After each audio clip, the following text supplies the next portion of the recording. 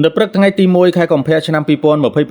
ឯកឧត្តមសន្តិបណ្ឌិតច័ន្ទអៀនរដ្ឋលេខាធិការក្រសួងមហាផ្ទៃបានឧបត្ថម្ភទេយ្យវត្ថុយកទៅប្រគេនព្រះសង្ឃនៅវត្តរតនសិលាហៅវត្តក្របៅថ្មីស្ថិតនៅក្នុងភូមិក្របៅជួរឃុំក្របៅស្រុកកំចាយមាសខេត្តព្រៃវែងក្រោមការដឹកនាំរបស់ព្រះគ្រូចៅអធិការវត្តព្រះនាមរស់ឈុនទេយ្យវត្ថុដែលបានប្រគេនរួមមានទឹកដោះគោខាបចំនួន10កេសមីចំនួន25កេសត្រីខ1កេសនិងបច្ច័យចំនួន100000រៀលដែលសុទ្ធសឹងជាវត្ថុចាំបាច់សម្រាប់ការប្រព្រឹត្តសាសនារកិច្ចនិងការគង់នៅប្រចាំថ្ងៃរបស់ព្រះសង្ឃទេយ្យវត្ថុទាំងនេះជាការឧបត្ថម្ភដ៏មានអត្ថន័យពីឯកឧត្តមសន្តិបណ្ឌិតច័ន្ទអៀនដែលបានផ្ដល់មកតាមរយៈលោកឡៅមីងហួតអនុប្រធានទី1ចុះជួយឃុំក្របៅស្រុកកំចាយមាសខេត្តព្រៃវែងនិងជាអនុប្រធានទី1ឃុំបបោងស្រុកពីមរោខេត្តព្រៃវែងដើម្បីចូលរួមគាំទ្រព្រះពុទ្ធសាសនានិងលើកកម្ពស់សុខុមាលភាពសង្គមនៅក្នុងមូលដ្ឋាននៅក្នុងឱកាសនោះលោកឡៅមីងហួតបាននាំយកការផ្ដាំផ្ញើសួរសុខទុក្ខនិងសេចក្តីគោរពស្រឡាញ់ពីឯកឧត្តមសន្តិបណ្ឌិតច័ន្ទអៀនមកប្រគេនព្រះសង្ឃព្រមទាំងលើកទឹកព្រះទ័យឲ្យបន្ត